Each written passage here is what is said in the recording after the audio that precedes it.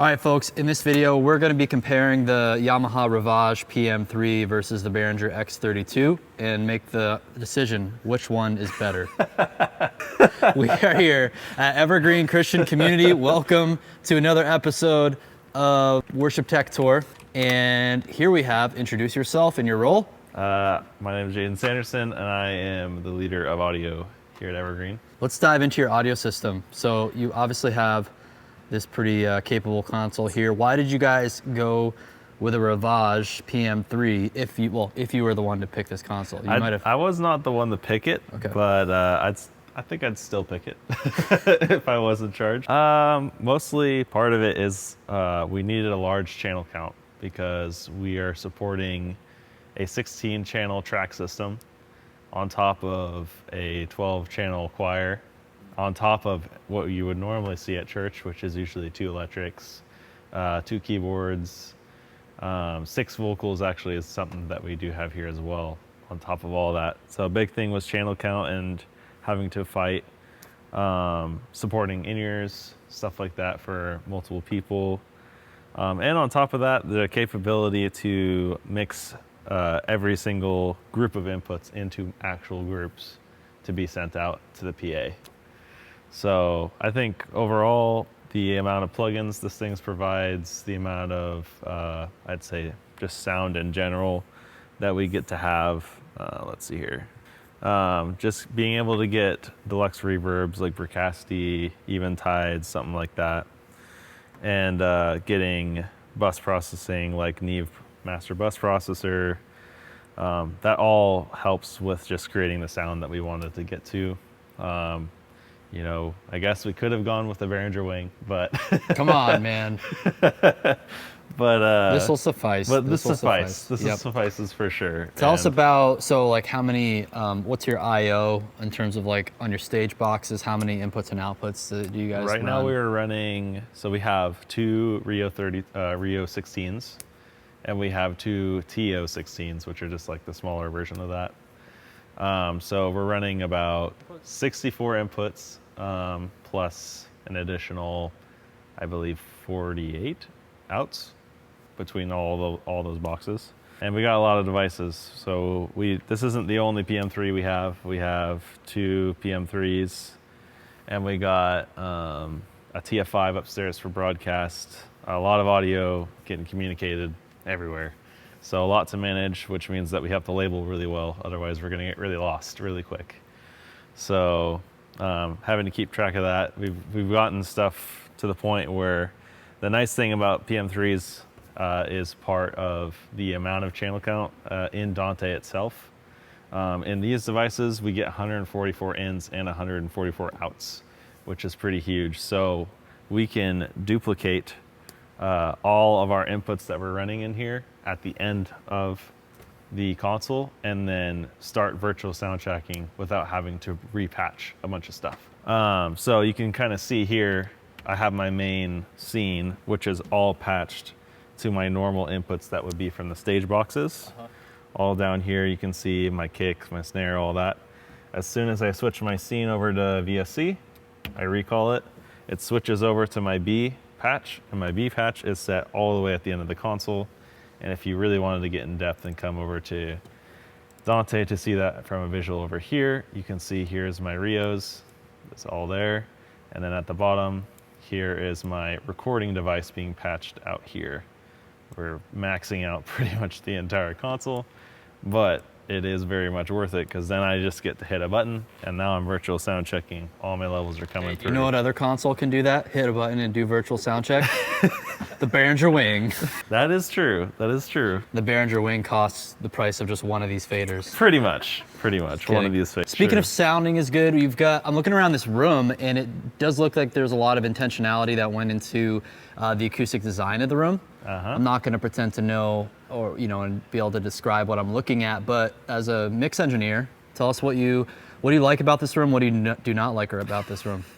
The low end is pretty bad.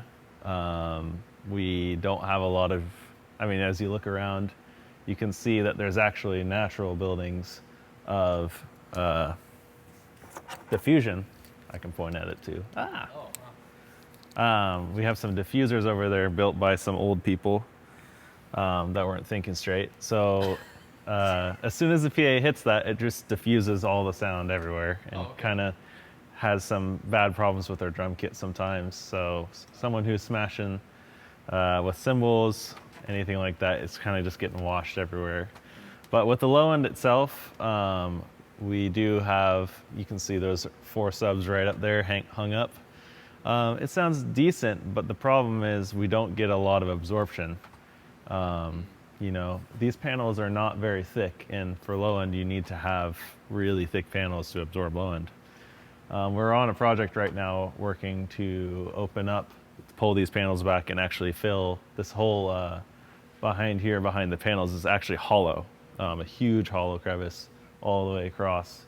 So we're planning on filling that with some material, hoping that will help with the low end. PA is the Bose room match system, but yeah, the Bose they sound pretty good. The one thing is, because of their age, these are about 12-year-old arrays right now.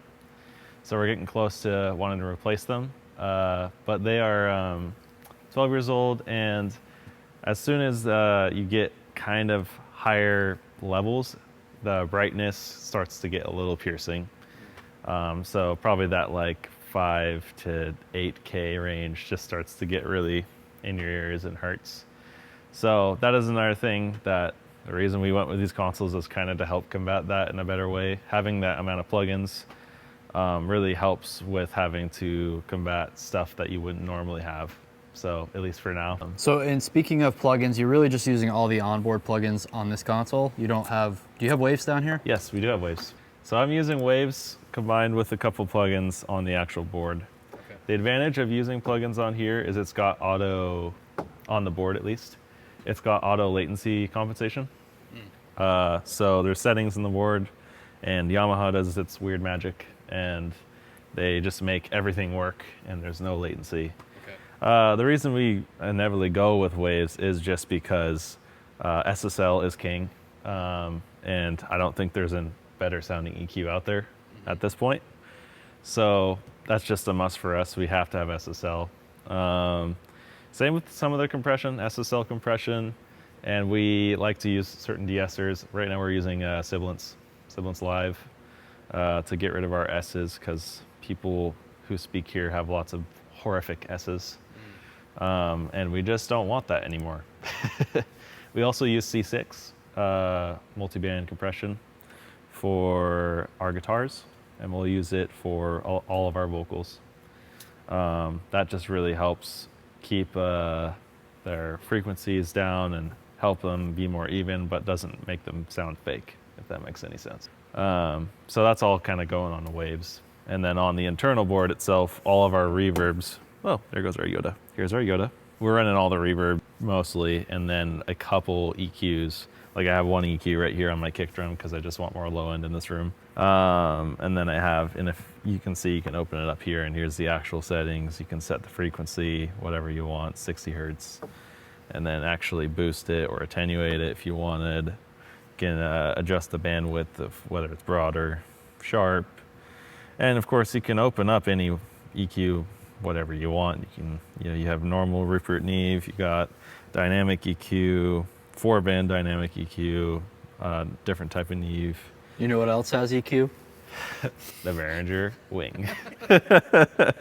So right here we have our PA on and off button. Okay. I kind of love it because it's a key, so you just feel more powerful that way. Nice. Then we have 2 wireless RF speaking mics, so announcements, that kind of stuff. Then we have, followed by that, is our 2 headset mics, lav mics for the speaker. Sometimes we have 2 speakers, so we'll have them share, or we'll have like a communion, and so one speaker will have a headset, and then our lead speaker will have the other.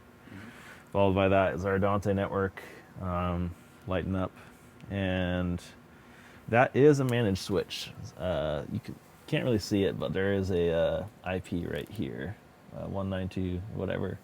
So that's a managed switch. So we do have our network on a fixed IP, which is your choice. When you have a bigger Dante network, you need to manage it a little more, just because if you're having up to 15 devices, it can get a little unstable. Followed by that's the wave server, which is connected to our console. Actually, it's connected through the back of the DSP right here.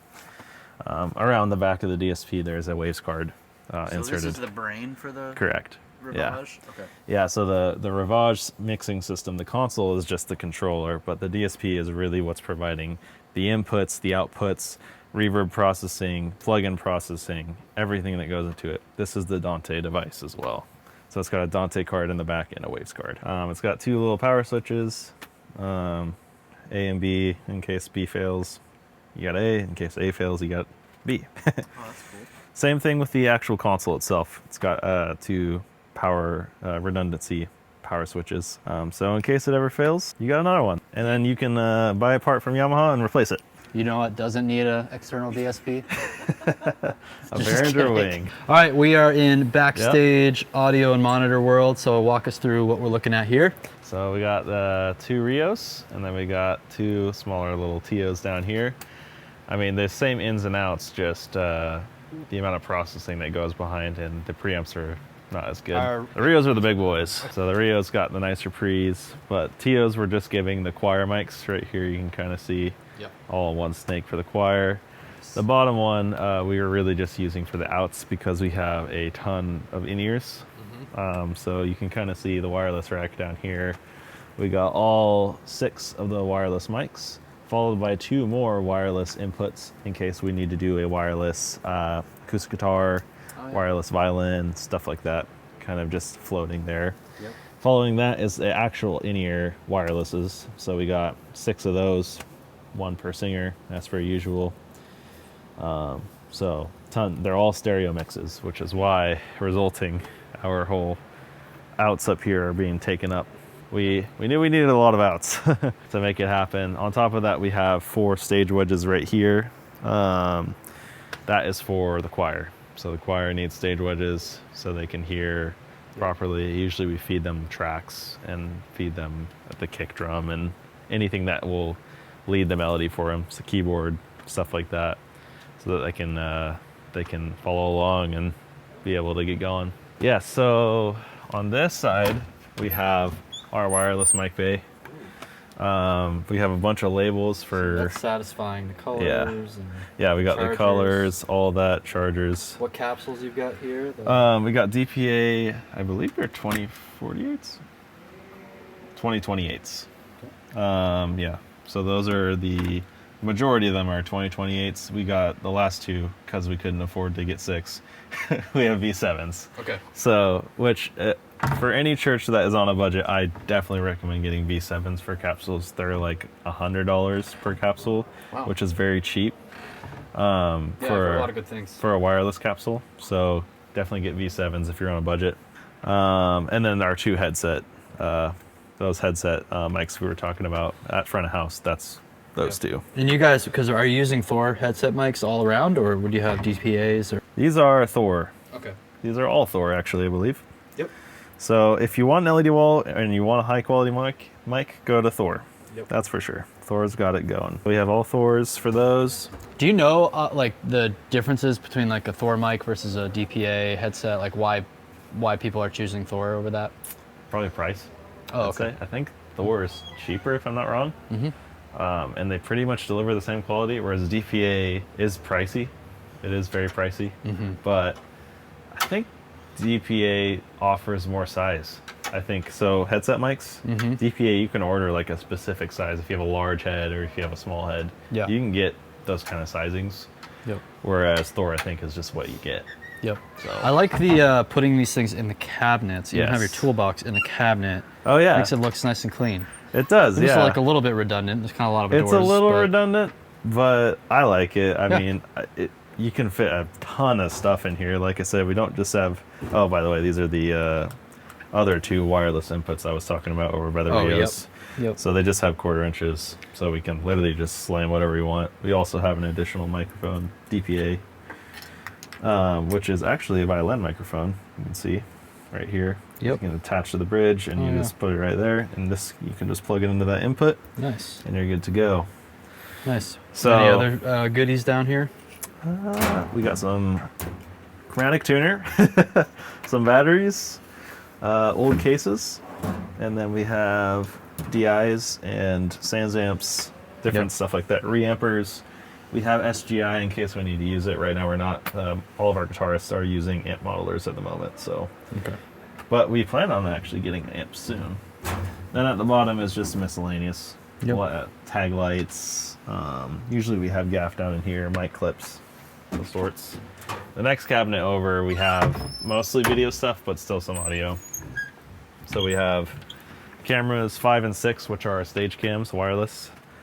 Those are stored here and locked just so that we can keep them safe. It's expensive gear, so we want to make sure they stay safe. So that's kind of where we have our volunteers grab them and put them at the end of the day. And then lastly, we have a drum head. No. Assorted capsules that we just have around in case one breaks. Then we have all of our just normal wired mics for random events. We have a school here, so sometimes our school has a choir and we don't want to set up our 12 choir mics, so we just grab some condensers, slap it around, make it get it done, and then we're done. We also have a piano mics here.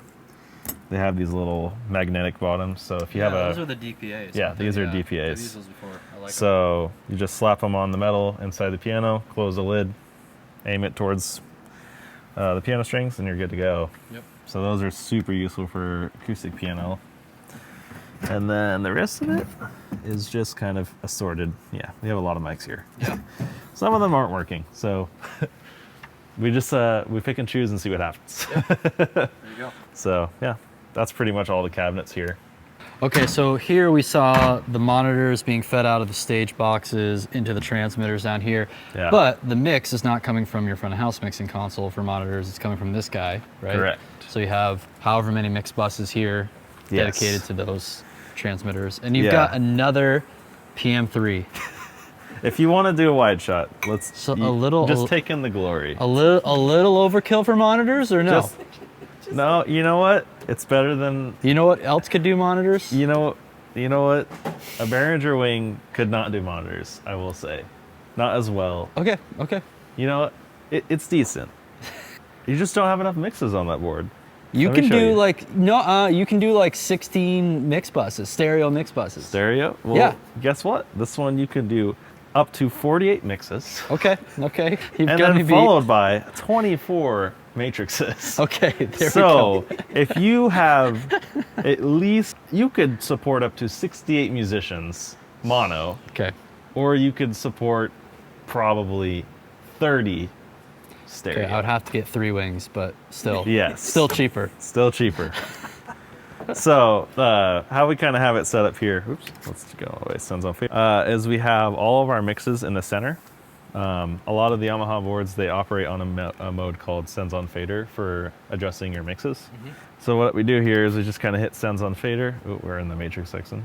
And you can kind of see this page folds up. We can see drums, bass, guitar 1, guitar 2, followed by our vocal mics.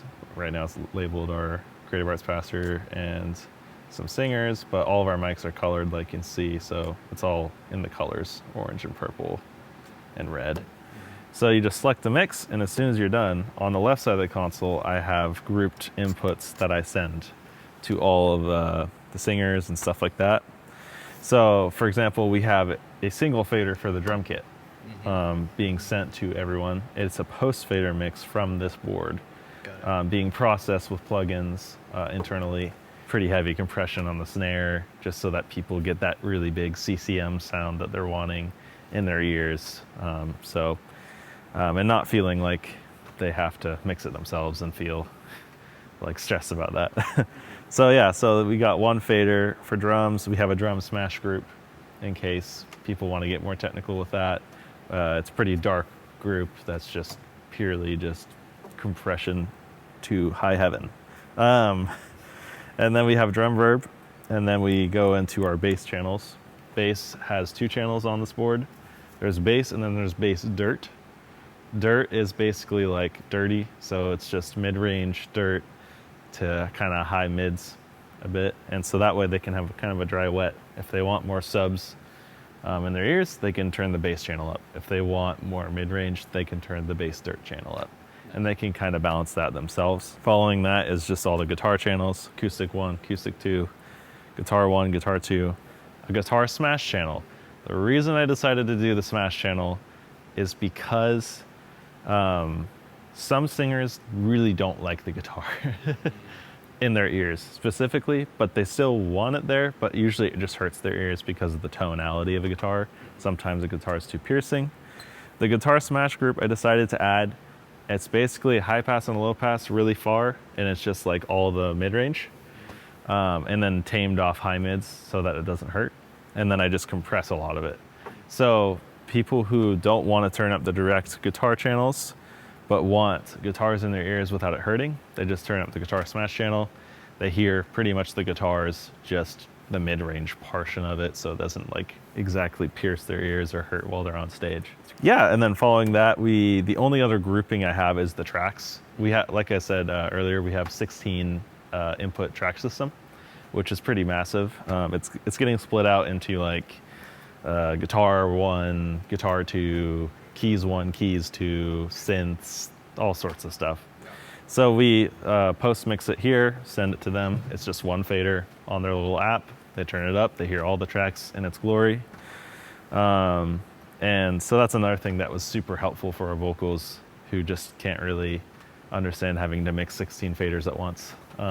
They can just mix one fader, sounds glorious to them, and that's all they need. We have a vocal verb, vocal delay, and a choir group as well. So there's, like I said, there's 12 choir mics. So we don't want anyone mixing 12 mics in their mix. We just want them to mix one fader, and that's it. So we got that.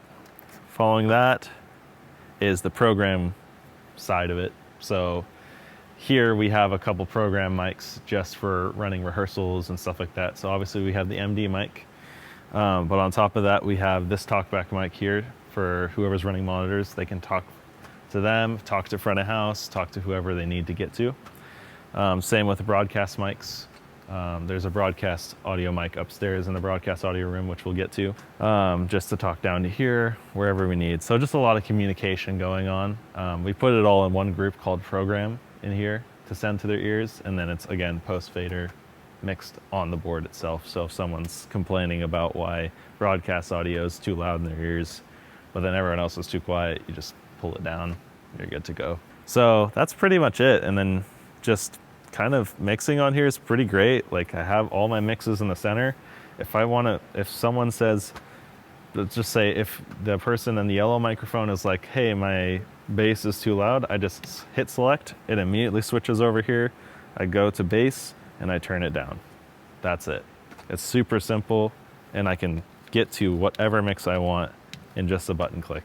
Do you guys often have a dedicated mix engineer here for every service, or? We don't have them for every service, but on occasion, I'll hop on here or someone else. Usually, like if we want to train people, I'll try and we try to avoid people being trained here, because if they're really new, then they really screw up people's ears, and then that's just a whole mess. So we try to keep them on front of house or broadcast, usually broadcast, because, it's okay if it's messed up. At least for a little bit.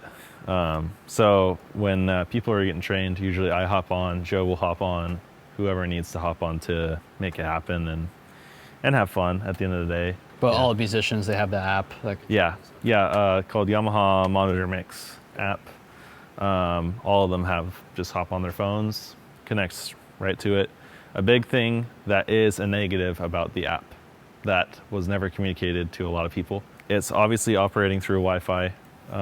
So connected straight to the console. There is a limit to how many devices can be connected to this console to control mixes, which is 10, just so you're aware. So anyone who is, and that's not just on this console, but any Yamaha brand console, QL, CL, CL5, doesn't matter. They all are 10.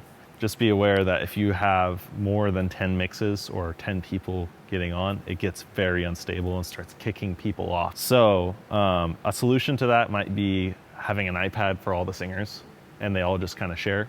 Because singers, you can give them a basic mix and they'll be okay. Musicians, on the other hand, are sometimes a little more picky. They want this to sound a certain way, whatever. So that's fine to give them, iPhones and just let them connect. But with singers, I'd suggest if you get to the max limit of that subscription, then just give them an iPad or something, some device that they can share that's big enough, and they can just make their small adjustments. Obviously, ideally, you'd have a monitor engineer every week, but as you can see, we're a pretty big church, and we still can't fill this position every week either. So we understand that, it's hard to fill that. Yeah, it's tough because you have to have two very competent mix engineers at front of house and at broadcast. Exactly. And then you really, this is like a profession in and of itself to be a good in-ear. Well, and it's intimidating. Too. Like, Yep. who would walk into here and want to see this giant monstrosity and want to try and mix? I would. I know you would. No, I know. And you're, you've had experience enough. But Yeah. if you try to get volunteer to see this thing, they're just gonna think scoreboard control room. Yep. Pretty much. Yep. That's what this screams. Yep. So yeah. But anyways, yeah. I see you guys you just got a computer workstation here too. You pull up Planning Center. Yeah, we got Planning Center for people walking in, singers. They walk in, they see Planning Center. I also have my patch for the stage document right here. You can kind of see through. We got input and output on each side. We got all the drums, what snakes they're going to. There's all the lettering, and then the RF mics, who's on the RF mics this week, their names. Oh, cool.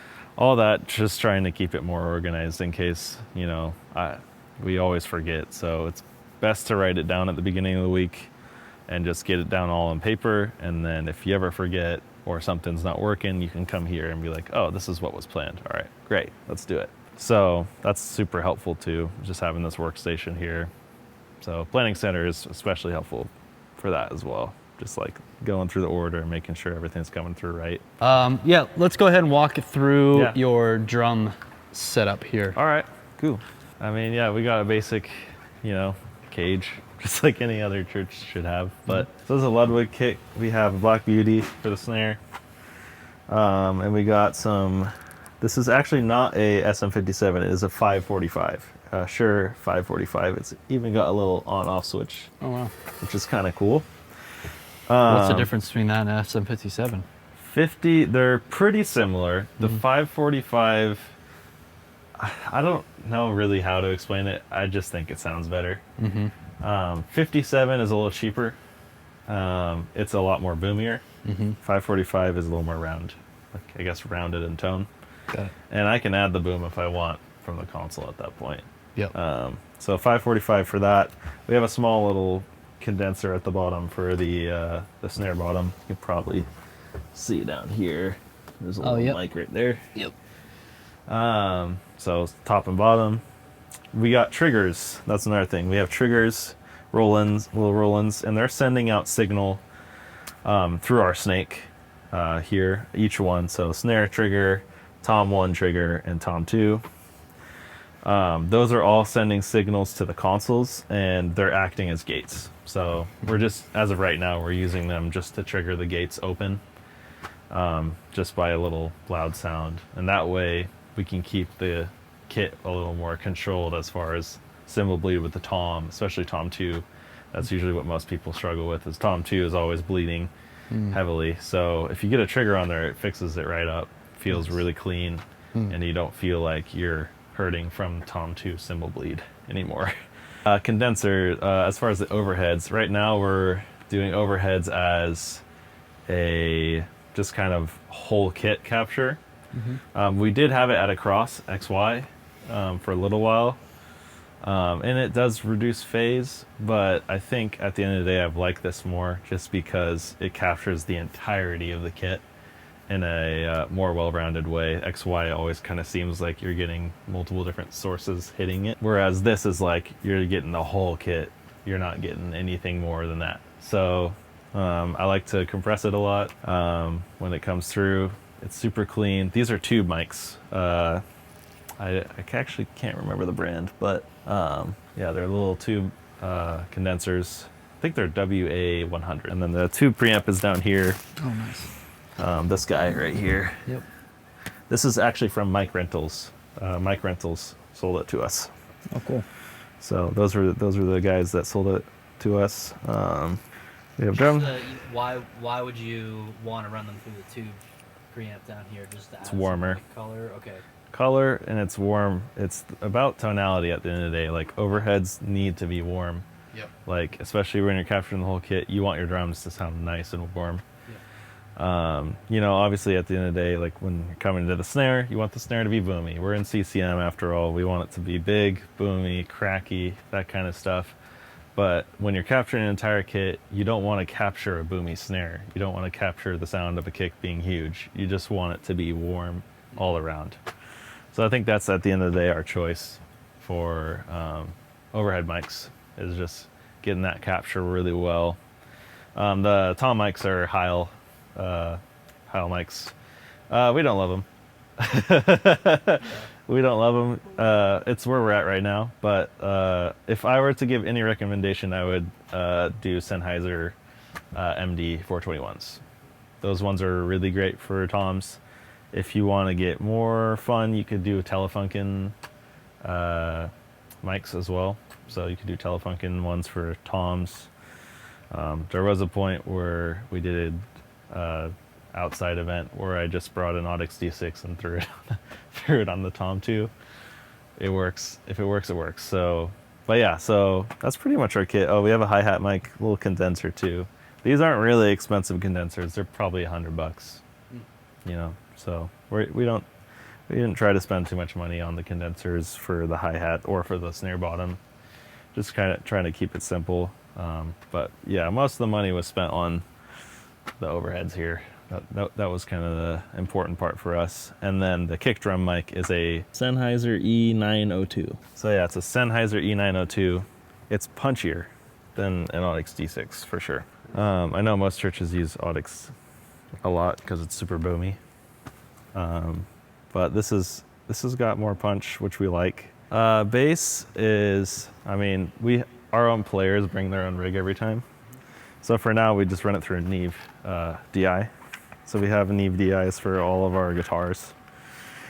And then obviously we got PMAs from Elite Core for in-ears, power and stuff like that. But yeah, so we just run it through a little Neve DI. And then they bring their own gear from there. Usually they're using like Aguilar tone hammers or H stomps, stuff like that. Yeah, I like these. So this is a mono Neve DI. Yeah. Right here, and then you guys have like a similar setup over here, but this Correct. is Yeah, this is stereo Neve DI Neves for the EGs. I like that. Yeah. Very clean. Yeah, the Neves sound amazing. I mean, you can't complain when Neve is mentioned. You can't complain about it. Yeah. It always sounds good. Okay, then similar thing. So piano rig. Similar thing. Using onboard sounds on this guy most of the time. Yep. Nord just came out with a new piano patch. I think it's called Soft Felt Piano. Oh. Recommend it. It sounds great. It's very pretty. If you have your sermon moments, stuff like that, that's what it's meant for. So yeah, Neve DI again over here, same kind of deal. But yeah, all internal. Again, it depends on the players. A lot of our players are super creative and they have their own rigs, and we haven't really invested in our own personal church rigs just because a lot of them bring their own stuff, and we'd rather them be able to express their own way of playing than us forcing them to use some sort of other. But this is a great stuff. house keyboard to have. I like this for worship. House of worship compared to the stage, just because it's a simpler setup. You know, you've got piano, synth, effects, EQ, comp. It's way easier for someone to learn. Yeah. Yep. Whereas the stage is like, I guess the stage has 5 times as many knobs. Way more buttons and way too many knobs. Yep. I think stage sounds the best at the end of the day. But it's all about the user. So if the user doesn't know how to use it, then it sounds like crap. But this is a nice keyboard. We really love it. I like the screen. The LCD screen makes it really easy for people to pull up and make their own presets if they want to. Kind of pull through all that. So yeah, and the fully weighted keys. That's where it's at. That's where it's at. Our computer is somewhere away, but tracks can be really anywhere we want. Part of the advantage of Dante is you can use one cable and transmit over 64 channels if you wanted at once. Right now we're running 16 for our Dante rig. And anyone can just show up with the laptop. If they patch it right in Ableton, they just plug one cable and go. And that's really all we need. Nothing too fancy on tracks. I love how clean and just minimalist that setup Another is. thing the Behringer Wing cannot do is Dante. So, It can. What? You put a Dante card in there. You put a Dante card now? Yeah. Dang. And they have it so like you can have, you can put Dante, Wave Sound Grid, No and way. that's Well, I knew separate from Waves the was in it, USB, the built-in USB card. So well, that too, yeah. now you can actually use the USB card and a Dante card at the same time. Wow. And 3 AS50 ports. All right, we're returning the PM3s. We're returning the PM3s. Yep. We got to get a wing. Yep. We can't see the crowd mics because they're too far away, They're too but far tell us away. what you're using and how many of them. We only have 2 crowds so far. We plan to get 4. But right now we have 2 Rhodes shotguns. So just planting it right up there, pointing kind of straight out towards the pews themselves. That's kind of how shotguns work. You just want it to be, you know, kind of laser pointed right where the crowd is going to be. Where would you add other mics? Probably above, probably where lighting is, honestly, just like hanging up, hanging down, just kind of across. Just so like we can get a like bigger small group. little condensers? Yeah, Or, okay. yeah, little condensers, pencil condensers honestly would work. Yep. Or even under the catwalk up here too, because we, the hard part is right now we're capturing mostly just the front, but we are not capturing above the balcony where a lot of people still sit. So that's kind of the next goal, is getting 2 more mics and hanging them from the catwalks or the lighting and getting more capture. But yeah, that's how our crowds are working right now. Joe, introduce yourself. Nice. Hey, I am Joe. I am the tech director here at Evergreen Christian Community. And yeah, most of the time I'm doing broadcast audio for our broadcast stream. And yeah, well, this is what we have. We're running all our broadcast audio through Logic. So over Dante Network, and then walk me through again, because you have the TF5 here, and I know you've got some, you know, a couple things. Here's like your Logic mix, front of house mix, Correct. a couple other channels. But I guess you're pulling like just straight from Dante Virtual Sound Card into Logic, right? Yes. Okay. Yeah. So with Dante, we pull it from the reels from front of house. Yep. And then, well, once we open Dante here, we can just see all our receivers right away. And so mine's the MacBook Pro, and then I just grab all the reels from front of house. We have 4 of them, so I just patch it into my computer, and that way I start grabbing all the front of house audio straight towards me. So we're running Logic right now. One of the reasons why we went with Logic is just because it's so easy, it's so visual. We used to have the PM3 for broadcast, but just like Jaden mentioned, sometimes it's a little intimidating for a volunteer to hop on in PM3 and just expect to know everything about it. So we've decided to go with a DAW just because it's a little bit more simple. 1, 2, we could create a template, which is pretty much the baseline, and then the volunteers could work off of that. And if at any time, because obviously it's a computer, so it could break down, it could crash, it could do a lot of things could happen.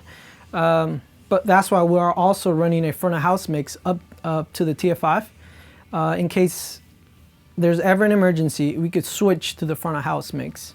And usually we do switch to front of house for our sermons and our teaching moments. Whenever pastor goes on stage, we just switch it down to front of house. And sometimes the band will come in here and we could take a listen to what they just played, and they could prepare. That's handy. If there's, if anything's gonna happen for the second gathering, or they plan it out and they're ready to go. The cool part about that is that while we play back, we could still be sending the front of house mix without messing with our DAW. So that's one of the main reasons why we have it that way. And here we have the TF5, and pretty much what this is, or what we're using it for, it's like a big interface, audio interface with a whole bunch of outputs that we're sending out. So if I go to the output section, you can see all the outputs that we have, starting with the video room, and then pretty much that sends a reference of our mix to our video room, where they're switching cameras and doing all the broadcast stuff. Then we have program comms, which is what Jaden mentioned. Everybody that gets on a comm, I pretty much control their overall volume. So if I was to bring this down, then nobody will be able to really hear on comms. But once I bring this up, everybody is they're being able to communicate with each other. Communication is a big part here in our church because of the immense team that we have, or the big. We have so many sections and parts that they have to be playing a role on a service, on a gathering, that we need communication. We also have an output that's being sent for our South Campus. They're actually getting our audio from this board. Then we just have a couple choir subgroups, and then track subgroups. Obviously the DAW front of house. And the way we do this, because we can't have all 60, I think if we were to include the choir vocals and our tracks, plus on top of that all the other inputs that we use, we go a little bit over 64 inputs, which is the max limit that Dante could use, that we could use on Dante Virtual sound card. On virtual sound card. Yep. So we've decided to group them. So we have the tracks running to the TF5, but then out of the TF5, we subgroup that and we send it to a left and right input to our DAW. Got it. Yeah. So that way, we're still mixing a little bit with the TF5, but we have the overall volume in Logic. Nice. Same thing goes with our choir mics, 12 microphone choir mics. We subgroup them, put them all together, and then we have a main volume for our choir, which could still get processed. We use a lot of CCL, EQ, and yeah, pretty much we have all the inputs. I mean, we could theoretically mix and do everything with Logic, but once again, once the sermon starts, we tend to just use the front of house mix and give Logic a little rest while the sermon's happening. Yeah, no, I love that flexibility of having kind of this last stage mixing capability after the DAW. So basically, you're saying when you went back to the output page on here, Yeah. the vid room right here, that's what's being sent to your main video switcher, or? No, that's just a reference for them to be able to hear. It's broadcast. Oh, the Our actual matrix. broadcast matrix. Okay. Yes. Got it. So that's where you can send the DAW mix to this. You can send your front of house mix to this. Correct. And it gives you that flexibility and kind of the redundancy. Like you said, if Logic failed, you could pull the front of house mix in or something Right, like and that. that's one of the big reasons why we have it. And it has crashed before. Luckily, it's never done it in the middle of a service or gathering. It's only done it when we're doing a sound check or run through, or which just still gives me enough time to restart it. But if it was to happen, then we could definitely just fall back to front of house mix, and we're still safe. Yeah, and people could reproduce this even with a much smaller console too. Totally. You could even as long as we use the Behringer Flow. Speaking of Behringer, again, we use that. We have a Logic feed coming into it, and then we have a Midas M32 front of house, or actually it's a mix bus also coming into it. There you go. And same idea before it goes to the video switcher. Correct. So that's pretty much it. I mean, the speakers, monitors we mix with the Yamaha's HS8s, but the Tenoys we actually have just as a reference, and then the Avantones we have as another reference for like cell phones or TVs. We could switch quickly to those and just get a quick reference. I mean, I would say though, when I'm mixing up here, I tend to just put my phone here, have the live feed, turn it up once in a while. Yep. If it sounds good on my phone, cool.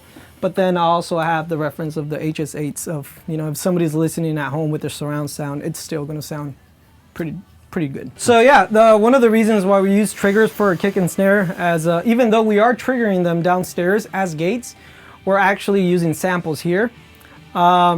Just because there's times when we have multiple drummers, And sometimes to get that consistency and that tone that we're always looking for, it's better just to sample that and put it up in, 90% of the time we're gonna sound the same when it comes to drums. But that's about it. Everything else is pretty much coming directly from, the front of house. Yes, because you're pulling just straight from the preamps down there. Straight from preamps from the Rios and Tios. Yep. The only downside with Dante and, the other way you could do this is a analog split, when you have an analog split on stage and you have multiple stage boxes with a snake that just splits everything, which is great and it's awesome for individual gain control. With Dante, you can't really do that. We're stuck with whatever the front of house gain is. That's what we work with. Luckily, communication is key right there with your front of house engineer, and just making sure that you guys are both matching with what you're trying to get and how much signal you need. And for the most part, it's pretty darn close. So once in a while, I'll connect with front of house and just let them know, hey, I need more kick, I need more vocal, I need more piano. And the PM3 actually has a digital gain, a trim that he could actually use without affecting his front of house mix and his front of house things. He could just give me a little bit more. That is a really nice tool to have especially for broadcast, because we've had that before where it's like, hey, my preacher microphone headset, I need more gain at broadcast, but if you cranked up the gain front of house, you'd have some feedback issues, especially with a poor PA and poorly tuned drum. Yep. But then you can still crank it at front of house to where it needs to be, but then use a digital trim to cut it for the front of house mix. Very, very handy tool. So that's definitely how we use that. And every station, we have our own comms. So we're able to hear if anybody's trying to connect with us, or if they're trying to send a signal that lights up. That pretty much lets us know someone around the building that has comms is trying to contact us. And we're hooked up with the mic where we get on and off, and they can definitely hear us. So nice. Cool part of just having comms. We can also talk directly with the band. There's times that during sound check, a lot of band members, they focus more of like what the front of house engineer needs, which is great. But there's times when I still need another 30-second run through with drums. And it's just awesome that I could just grab that mic, turn it on, let the drummer know, hey, can you go around that chorus one more time, or that bridge or whatever. And yeah, they're able to just hear us and help us out up here. Walk us through, I see a Wave server, but it's not on. Yeah, so this was used back when we had the PM3 up here. Got it, okay. So we were using it with the PM3. Now that we have Logic, of course, we could just use a plugin directly on Logic, so no need for that. We do have an Apollo 8 UA, which is that interface that we're using to send signal out.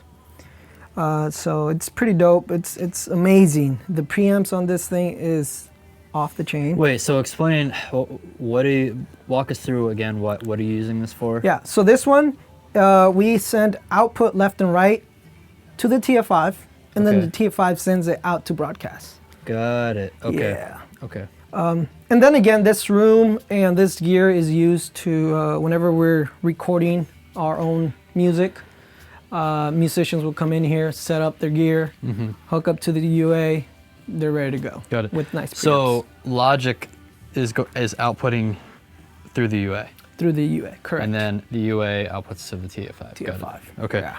Well, yeah, because with UA you can apply. Are you applying any other plugins to that output signal? Not at this moment, but it is. Like you could put mastering. You could do a mastering chain or something. Right, and I could just add any plugins that needs or whatever we need to accomplish. Nice. Yeah. So, which at the moment, like I haven't done yet. I feel like it just sounds amazing how it is. Yeah, totally. But it's always cool to have to experiment.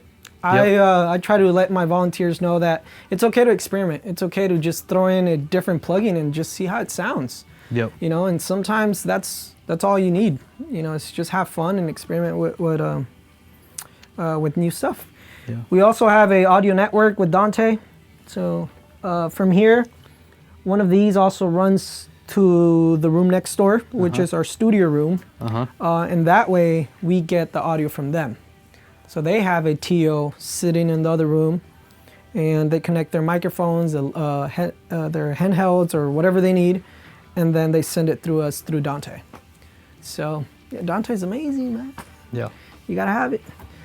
So this doubles as your broadcast studio and any other recording projects you guys do. Correct. You Yeah, here. it's always Nice. done here. We're waiting to get a little Mac Studio, those little Mac Studios computers. Yeah. But everything's in back order, so we're still waiting on that. But this MacBook Pro M1 works perfectly fine. Yep. It's done the job for about all this time now, and it definitely will continue doing the job.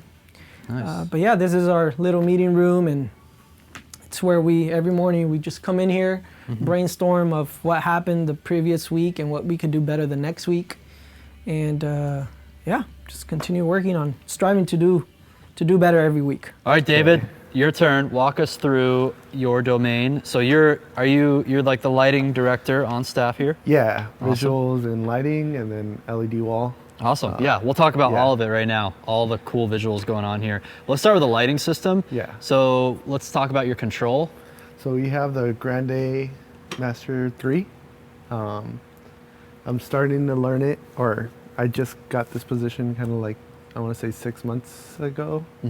So in these 6 months, I've been just learning what we have, the layout of it. And then once I got down to using this, we were able to go in here and just control everything through the computer. Nice. This is our sequence settings for Sundays. You're able to either program the songs individually, or how we have it right now is so that our volunteers could just hop on and learn this on the go. Which is basically walk in, welcome. We have low worship, and then start building it up from there to like the brightest setting. Oh, yeah. Then from there, transition down to like prayer. We have a bumper video, and then teaching, and those are like, that's basically how it goes towards the end of the service or gatherings. Lighting wise, we have R3s. Yeah, let's walk through. Actually, if you could isolate each fixture, I'm just gonna capture it. You can control them from the board and then talk us through. Yeah. Maybe turn everything off and just start with like whatever you're talking about. Okay. Yeah. Let me see. We have the ellipsoils as headlights or hair lighting, so that they get the depth on stage, vocalists and speakers. Then we have the R3s that are movers, and we control that here to up, down, then the narrow. What were the brand of the ellipsoidals? Ooh, that is, And is R3 by Chauvet as well? Yes. yeah. Okay. Pretty much is everything. It's a complete Chauvet system. Yeah, I believe so. R2s, R3s, yes, and then these, the Yeah. ellipsoils are? Yeah. Yeah. Those are too. Get to go narrow, wide. I like to play with this during worship moments. If it's something more intimate and vocalist and a keys player or something like that, I have these presets to where we go keys, bass player, guitar. Oh, that's cool. Then we have, this is programmed to whenever we have vocalists, where they're standing that Sunday, because sometimes we have 4, sometimes we have 6, sometimes we have 3 or 2. So it depends on that, and we customize that every Sunday. Then we have this one when we have vocals and choir. It kind of gives it a glow to each area.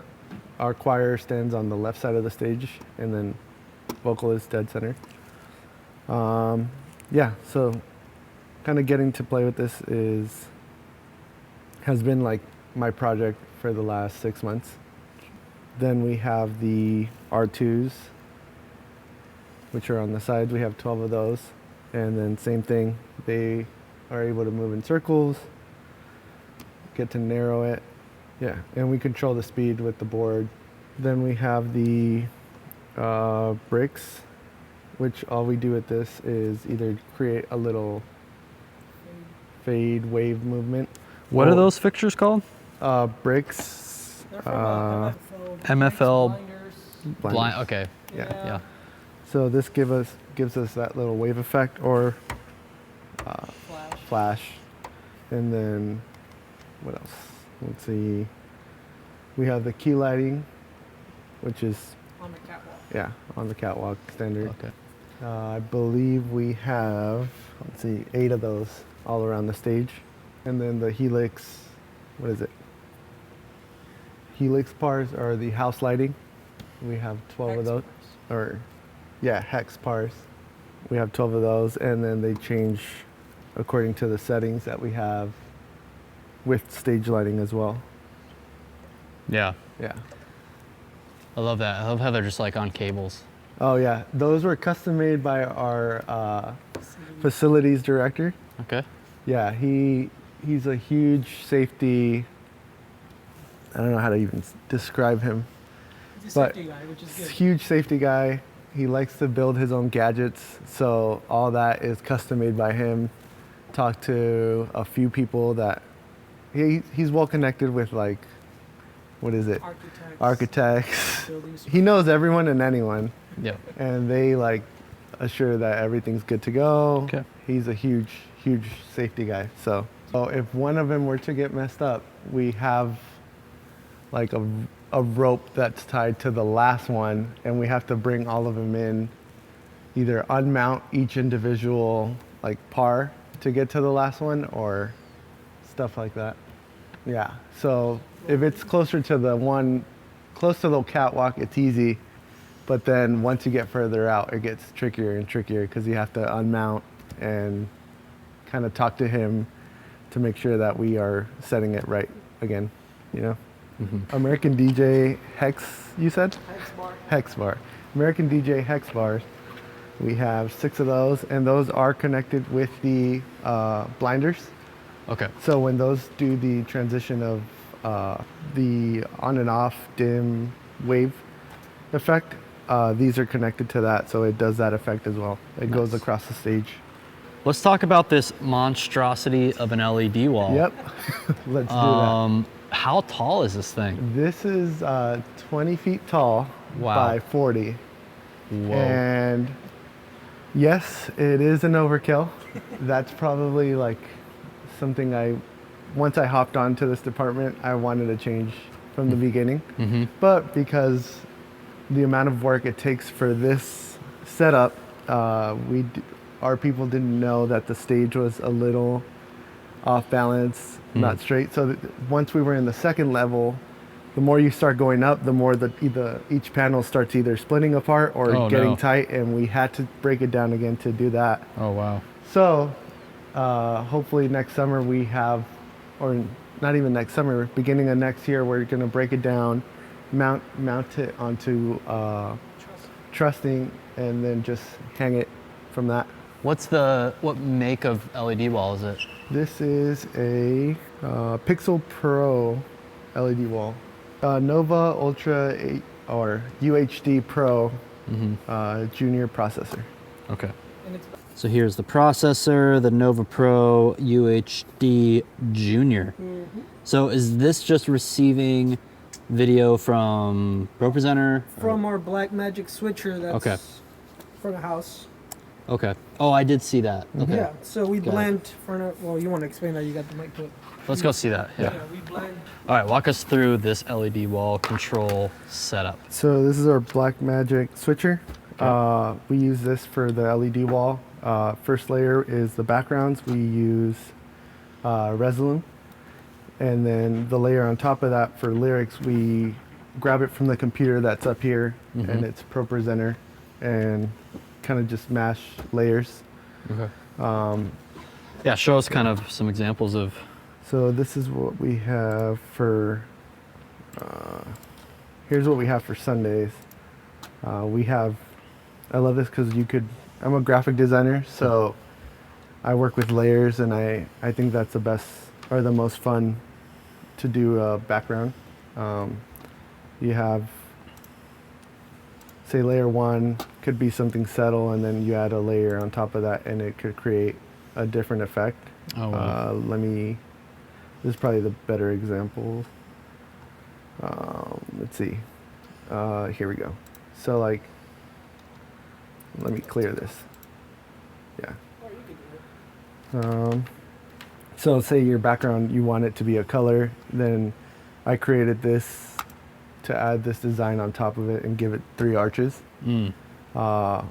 Then you could also just drag it out, import something else, and now it's Oh, wow. waves, you know? So this is the benefit of Resolume. Yeah, the The- layers, I think. It's really this creative canvas. And it's kind of like, I like to describe it to our volunteers as like you're trying to tell a story. You can be more intentional with lyrics and each individual song to create and build up with the band. And it's not just like clouds in the sky the whole time. It could be, you could go through nature, you could go through oceans, galaxies, and then end it with this big Cathedral. big Yeah. cathedral. But that's definitely the benefit of a 40-foot tall, Oh. no, sorry, 20-foot tall 20-foot LED tall. wall is like, it's just And- instant stage design. Like, 'cause it Yeah. almost looks like, a lot. If you just didn't really realize there's an LED wall there, you think you'd have these. You actually have these 3 like arches going on or something Yeah. like that. Yeah, but we're trying to cut it down to half, and it still gives that. Well, the real reason why I added those 3 arches was because if you just have the waves, it'll clear right now. Or let me give you the full. If you just have the wave, Wow. it looks Huge. huge, overkill, distracting. I mean, it could be appropriate at certain points. Yeah, But but it's like you almost get seasick watching that. It's, we have that's crazy.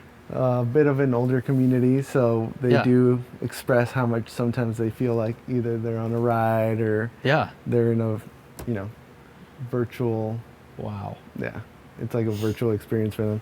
It's nice So- to watch the Super Bowl here, though. So yeah, I cut it down. That top black part or black bar is for lyrics, Oh, okay. and then we stick with our cameras, just record under that part, or that's like the limit of where we ask for them to shoot.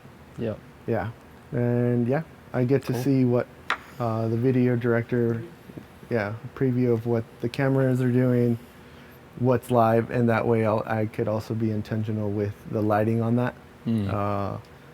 We use these communication system to talk to the director of gatherings, as well as the video director, and sometimes we're able to communicate with, hey, I'm gonna do this spotlight on vocalist A, or first vocalist, you should capture this shot as a wide or something like that, and we're able to have that communication and work creatively to get the same experience online as we do in person.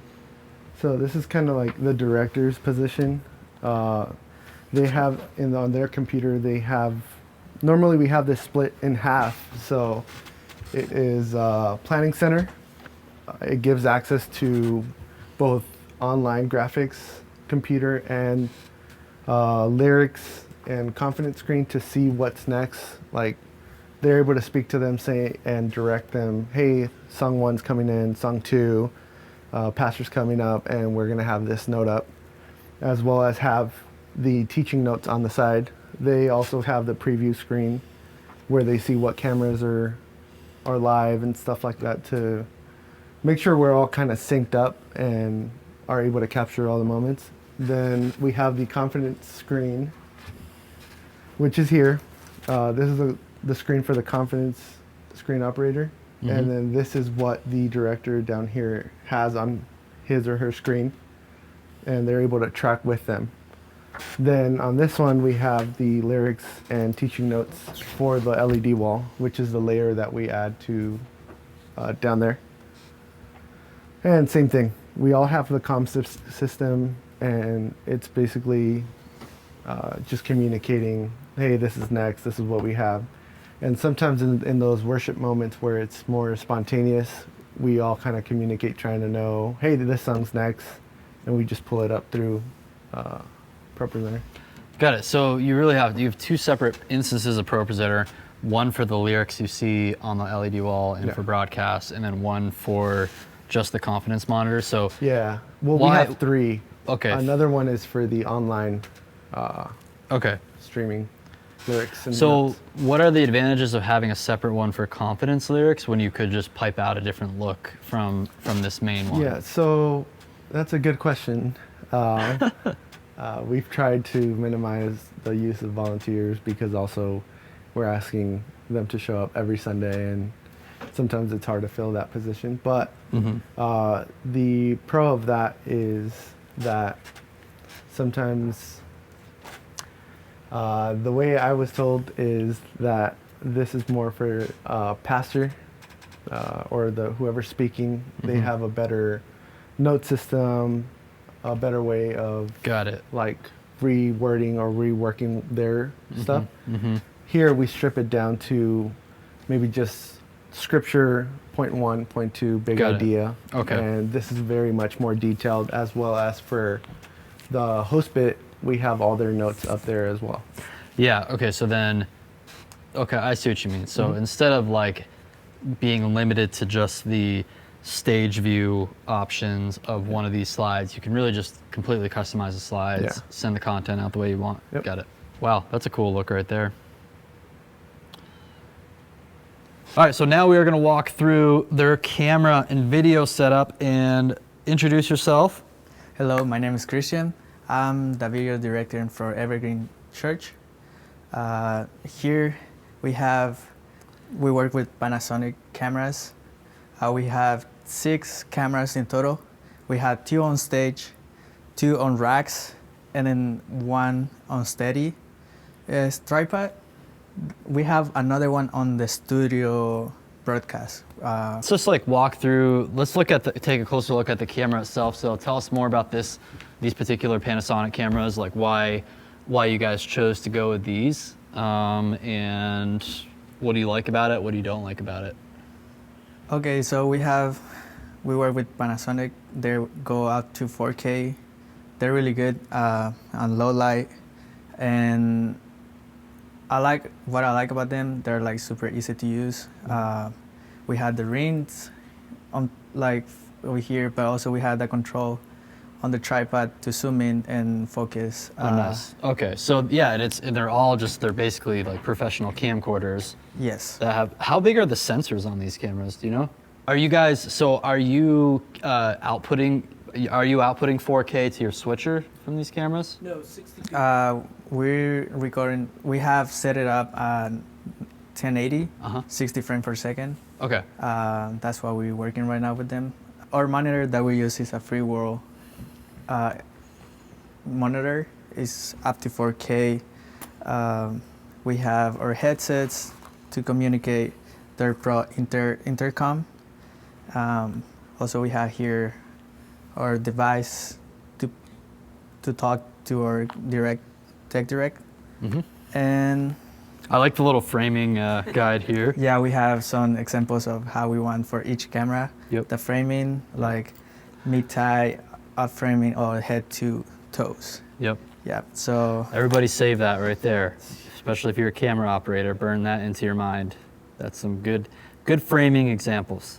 Okay, you've got a camera over here, so they're all the same model camera. Yeah, just Panasonic. You got 2 on these tracks. yeah, we have camera 3 and camera 4 on tracks. Got it. That are beautiful shots for crowd shots, and then move it to side. Yep. Those are one of my favorite shots that we get head back, like people from the back. And yeah, And those cameras have a 20 times optical zoom, I think I saw on the lens. So Yes. that really can get nice and tight if yeah, you we guys can need to. zoom in really far and then Yep. do our wide shots at the same time. Nice. Yeah, so we had 2 on these tracks. All right, walk us through this wireless camera setup you guys got. So like Christian mentioned, we use Panasonic's 4K, and pretty much we run it through a little LCD screen just to magnify our little LCD that the camera, that's Yeah. attached to the camera. And then to that, we run it from the LCD screen. It goes out into the receiver, the wireless receiver, through HDMI. So all of this is run batteries. I mean, we use batteries.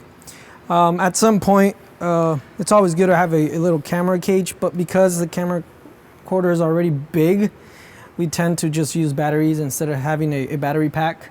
And then it starts getting a little heavy after a while. After 20, 30 minutes, you know, you're carrying this around your back or your arms or your hands start getting pretty tired.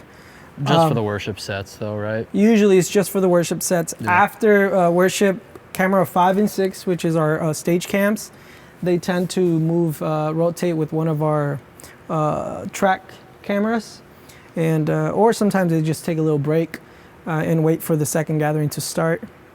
So yeah, I mean, it's a pretty simple and easy setup. There's not much to it. Pretty much just running it to a wireless pack. Make sure you have an LCD screen just to magnify what you're trying to aim and trying to capture. And that's about it. We do have, like you guys seen before, we do have batteries along the side of the stage, just ready for our camera ops to switch batteries whenever they're done. You know, one of their batteries are being drained out, so they're just ready to go. But besides that, we have our transmitters on the floor, and those are run through SDI all the way to our video room. So that's how they get to our switcher, through a just long SDI cable. I want to say around 150, probably 200 feet. That's being run from here stage up to the video room. Yeah, but that's a great idea, having that receiver close by on the stage, so you're not like taking any chances trying to send it across the whole building or something. Correct, and we've been we've been experimenting on where to put the receiver at, or the transmitter. I'm sorry. Sometimes we've had it there, other times we have it, other places. We're just trying to find the sweet spot. Is that like has 2 channels for both cameras? How does that work? No, so there's one there, and then there's one on the other side. Okay, there's every one there. camera has Okay. its own Got it. transmitter and receiver. For those that are trying to purchase something like this, just make sure that your transmitters and receivers, they're not on auto channel, because then they will try to just hop on the quickest channel that they could find. And if they both do it at the same time, you'll probably start having a lot of interference and crashes on your frequencies. So just make sure that you're manually putting a specific channel on a specific receiver and transmitter. But yeah, that's pretty much our rig on stage, and our wireless rig.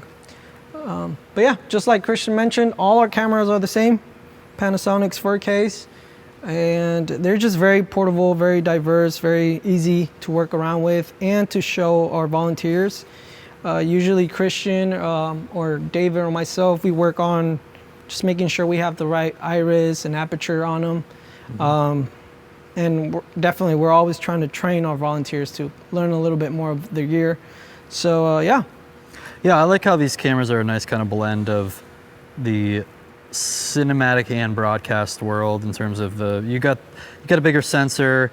Those lenses on it are actually, they're pretty robust lenses. Yeah. So you got some great optics. Yeah. They're pretty big. Yeah. So we're able to capture some type of cinematic look once in a while. Depending on the movement of the camera operator, that tends to make a big difference. Yeah.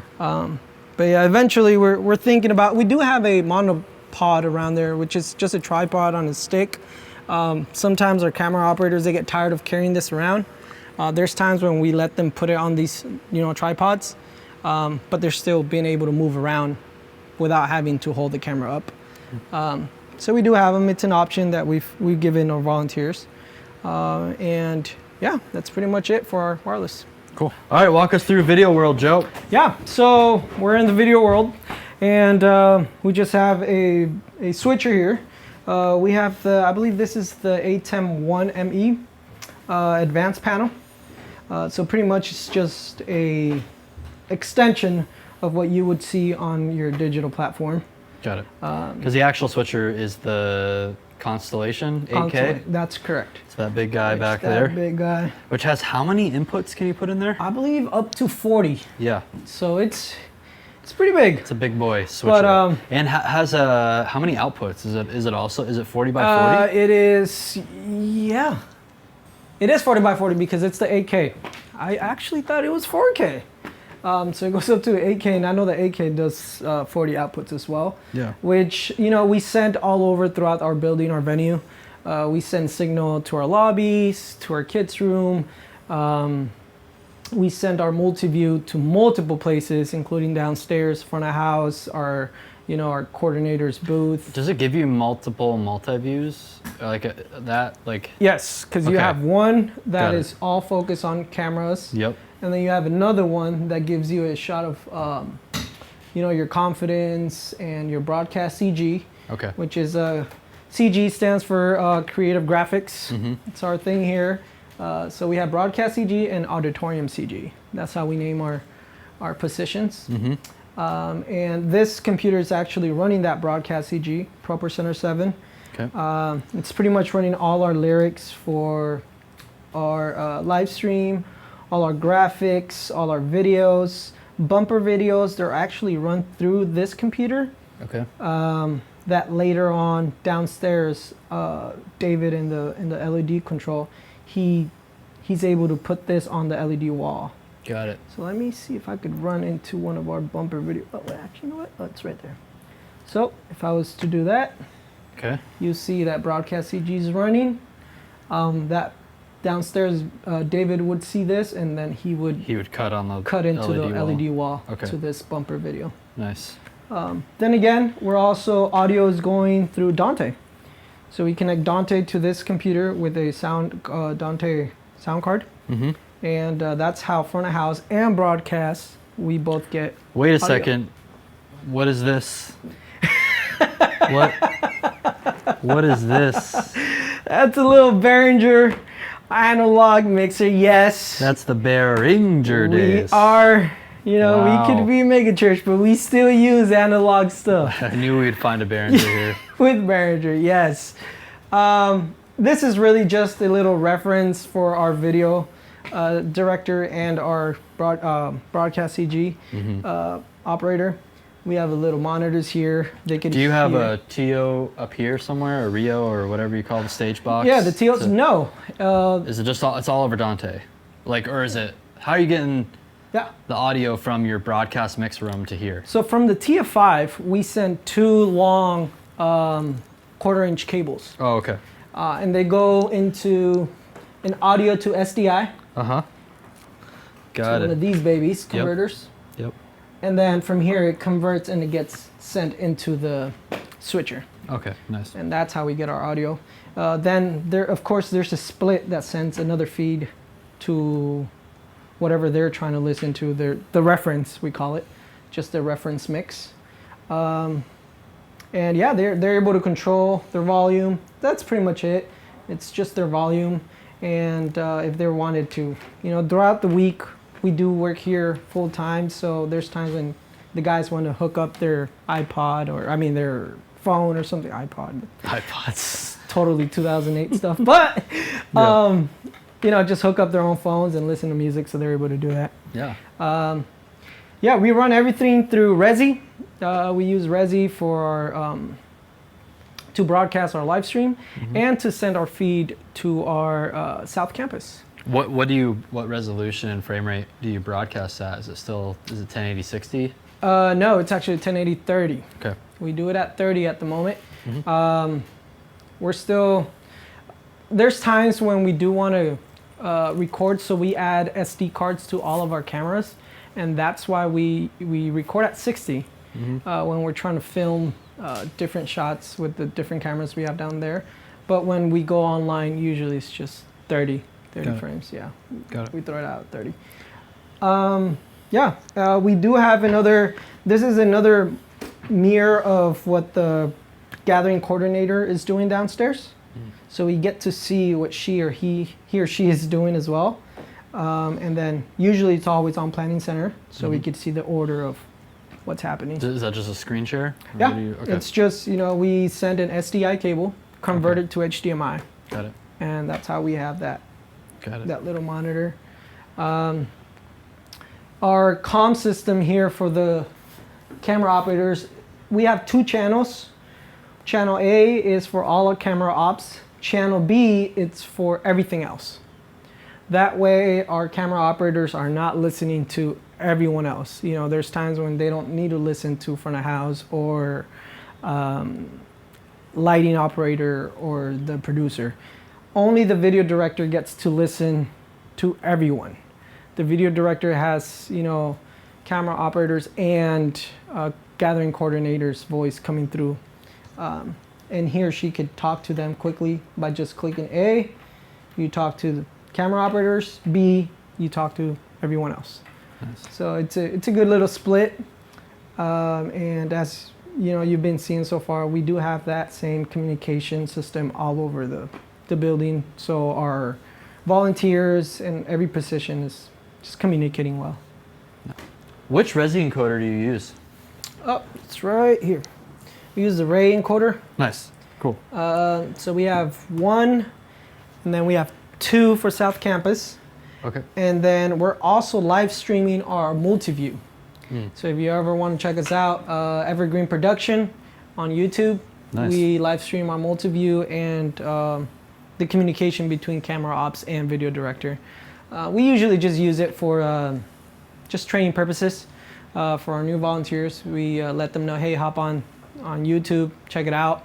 And pretty much this is what the video director is aiming for. That's a great idea, though. I'd So- never thought about that for training purposes. Yeah. Yeah, we don't really use it for subscribers or viewers. Well, at least we haven't. That's not our intention. It's mostly for training purposes. Yeah. So yeah, we do that. Over here we have a Mac Mini. We use our Mac Minis a lot for Pro Presenter or just about anything. So props to Apple on that one. And what we're doing here, we're using for Pro Presenter for our lobby slides and everything around the venue. So we get to just, if we were to go to the lobby or to the different parts of the venue, you'll be able to see all these slides. Nice. Now we have an ATEM here. We created some macros. So we're able to switch whenever we want the gathering or the service to be shown in the lobby TVs. Oh yeah. Come up here, switch up. Hold on, you gotta click run, recall. There you go. And now all our go up. There should be right there. Now all of our screens in the lobby have now they're getting all the feed from our videos and our cameras. Nice. So that way, when people are in the lobby or trying to see what's going on inside the auditorium, they're able to see before they even go inside. And then once the gathering is over, we just go back to lobby default. And of course, we have music running throughout, the whole day. Just a little bit of Spotify in there. And yeah, we have speakers set all over the venue, so people just have a little bit of, elevator music, as they call it. And yeah, this is pretty much it. This is our decoder, the computer, the one we use for all our coding and everything. We do have a specific person that controls our live stream. So usually they sit here with another laptop and they're pretty much the quality control of our live stream, and they're actually chatting with people as well. He or she would put on some headphones and just make sure it sounds good, it looks good, and is communicating well with our online audience. So yeah, that's another position we have here. Yeah. 3 hours later. No, great work, guys. I love it. That's why I want to come check out your setup. Guys, Joe reached out to me on Facebook. Well, I actually reached out to everybody in our Facebook group. I was like, hey, I'm looking for more churches to do tech tours at. Share with me your church live stream and let me just check out your church online, and then maybe I'll come visit you. And 2 weeks later, We're here. that happened. Joe shared a stream and I'm like, hey, I like what you're doing. I haven't been to the Pacific Northwest in a while, so it was great to come out here in Olympia and visit all you guys. So thank you, Joe. Thank you, Christian. Thank you, David and Jaden. David and Jaden. Jaden, yeah. So you guys have an awesome operation going on here. So keep up the great work. Guys, check out their stream down below. We might have a landing page for some of the gear they're trying to sell, actually, because they have some old gear sitting around. not? So check out the description for that too. Yeah. And if you guys found this video helpful, hit that thumbs up button. Keep up the great work in your ministry, and we'll see you next time on Worship Tech Tour.